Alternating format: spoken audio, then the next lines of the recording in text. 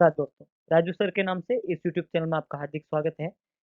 Video की इस कड़ी को हम कंटिन्यू करते हुए AIIMS Delhi nursing officer exam MCQ solve with rational है, इस टॉपिक से हम जो लास्ट 3-4 वीडियो से हम चलते आ रहे हैं उसी को हम कंटिन्यू करते हैं। और एमसीक्यू वीडियो आज फिर लेके आया हूँ मैं आप लोगों के लिए, जो कि एम्स के एग्जाम के पॉइंट ऑफ व्यू से बहुत इंपॉर्टेंट है। इन एमसीक्यू वीडियो से हम कुछ कंसेप्ट यहाँ पे क्रिएट कर रहे हैं और उन कंसेप्ट के द्वारा हम एग्जाम को क्रैक करने की पूरी कोशिश करेंगे।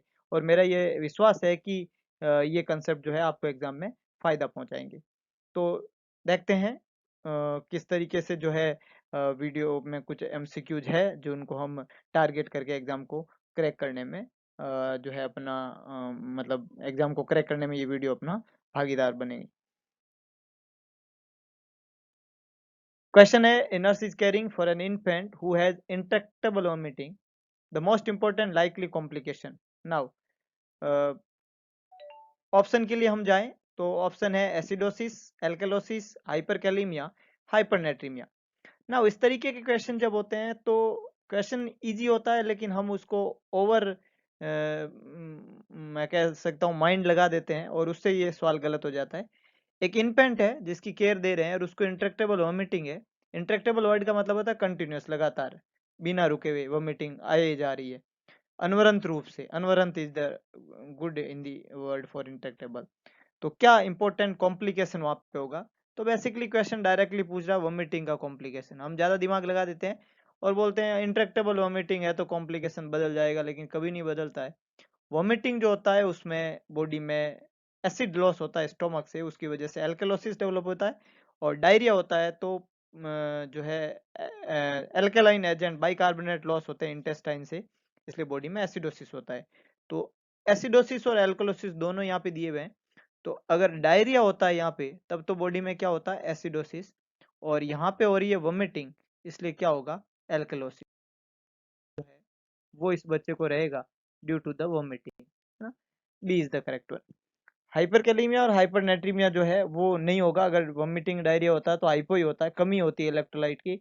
डिस इलेक्ट्रोलाइट जो है जो प्रॉब्लम देखने को मिलती है उसमें इलेक्ट्रोलाइट डिस्टर्ब होते हैं तो कम होते हैं, ज्यादा नहीं हो सकते। तो B is the correct one. Next one है, vitamin A supplementation is given to children from the age of 1 to 6 year of for every. Vitamin A जब सप्लीमेंटेशन हम देते हैं बच्चों में, 1 से 6 साल की उम्र के बच्चों में 9 महीने से शुरुआत करते हैं और 5 साल तक हम देते हैं। तो हर कितने टाइम में वो रिपीट करते हैं? तो वी ऑल नो 9 मंथ पे फर्स्ट डोज देते हैं, 16 to 18 मंथ पे सेकेंड डोज होती है और फिर हर 6 महीने में रिपीट डोज दिया जाता है। ऑप्शन ही कुछ इस तरीके से 3 महीना, 6 महीना, 9 महीना, 12 महीना। तो हर 6 महीने में रिपीट डोज देते हैं, इसलिए एवरी 6 मंथ हम विटामिन ए देते हैं बच्चों को 5 से 6 साल तक।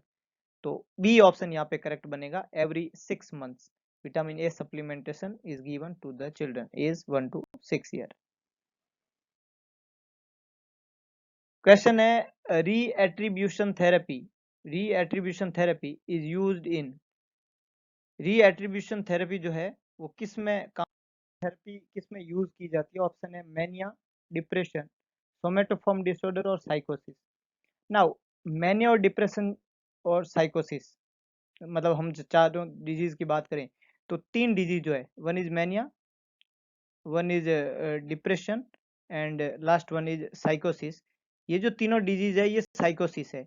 और सोमेटोफॉर्म डिसऑर्डर जो है वो न्यूरोसिस की बीमारी है। रीएट्रीब्यूशन थेरेपी वो थेरेपी होती है जिस थेरेप्यूटिक टेक्निक के द्वारा हम पेशेंट को एनकरेज करते हैं कि किसी भी इवेंट का कुछ अल्टरनेटिव कोज होता है और पेशेंट इस बात को अच्छे से समझता है। और हम पढ़ते हैं साइकेट्री के अंदर की जो साइकोसिस और न्यूरोसिस दो कैटेगरी होती है साइकेट्रिक डिसऑर्डर के। उसमें साइकोसिस में मरीज कभी भी इस बात को एक्सेप्ट नहीं करता है कि उसको कुछ बीमारी है, लेकिन न्यूरोसिस वाला एक्सेप्ट करता है। तो जो एक्सेप्ट करता है वही समझ सकता है कि हर चीज का कुछ कोज होता है और उस कोज को ट्रीट करते हैं तो वो प्रॉब्लम जो है वो ऑटोमेटिकली सॉल्व आउट हो जाती है। तो अगर किसी मरीज में रीएट्रीब्यूशन थेरेपी आप यूज कर रहे हो, उसको एनकरेज कर रहे हो, कंसीडर पॉसिबल अल्टरनेटिव कोज और इवेंट के बारे में उसको बता रहे हो, तो वो बीमारी न्यूरोसिस होगी। और यहाँ पे एकमात्र बीमारी न्यूरोसिस क्या है, उसका नाम है सोमेटोफॉर्म डिसऑर्डर। तो ये थेरेपी जो है वो यूज की जाती है in the case of somatoform disorder. तो सी यहाँ पे करेक्ट आंसर बनेगा। मैनिया, डिप्रेशन और साइकोसिस, साइकोसिस की ही बीमारी है, मूड अफेक्ट डिसऑर्डर है मैनिया और डिप्रेशन। सोमेटोफॉर्म डिसऑर्डर जो होता है उसमें पेशेंट जो है उसकी उसको न्यूरोसिस की प्रॉब्लम रहती है और ही ऑलवेज फील कि he is in pen.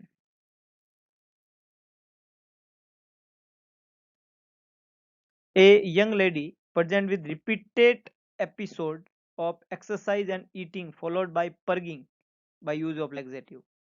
It's very simple.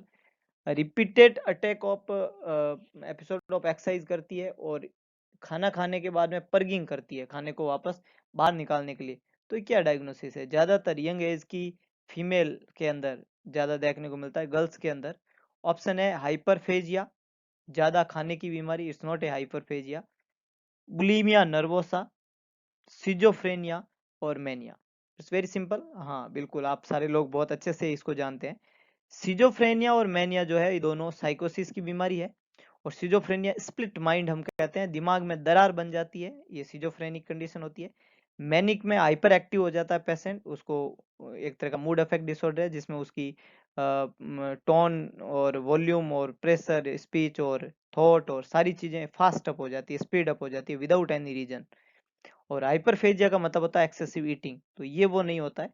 Bulimia nervosa वो बीमारी है जिसमें पेशेंट एक्सरसाइज करता है और खाना खाने के बाद में खूब सारी पर्गिंग करता है लेग्जेटिव काम में लेके, क्योंकि उसको हमेशा फियर रहता है जो है मोटा होने का, और he want to slim fit.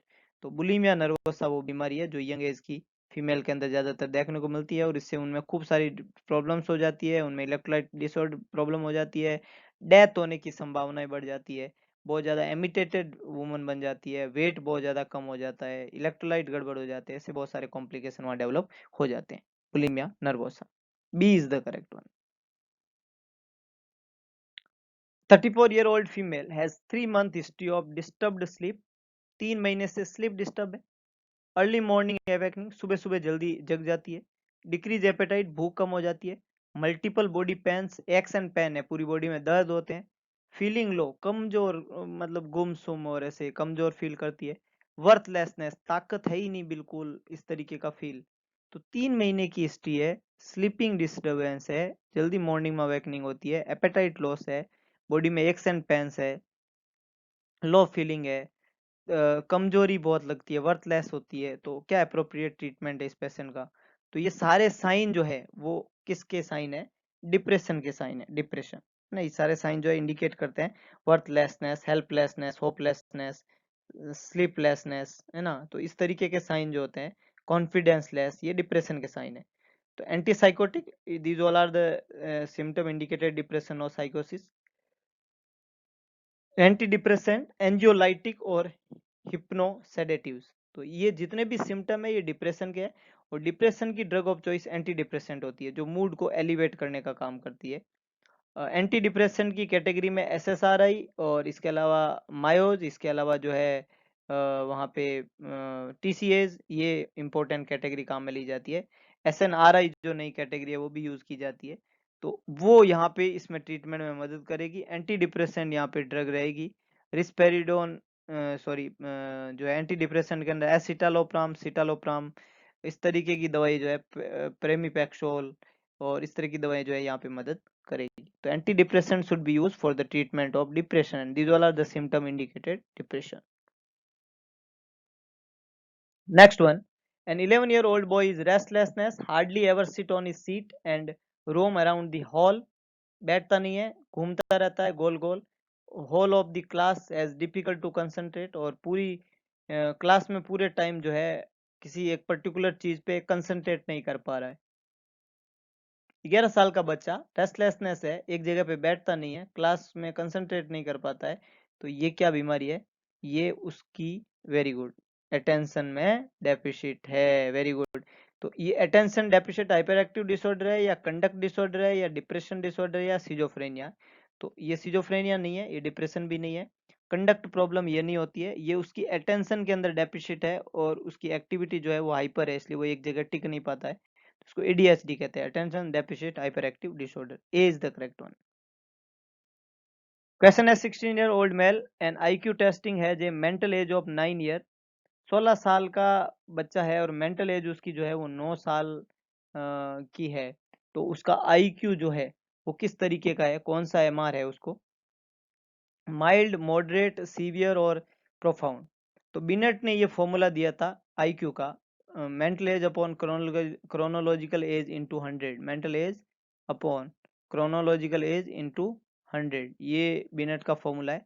या मेंटल एज जो है वो 9 ईयर है और एक्चुअली में एज कितनी है 16 और इनटू कितना है 100, तो 2 का 8 और 2 का 50, 2 का 4 और 2 का 25, और इसके बाद में 25 9 जा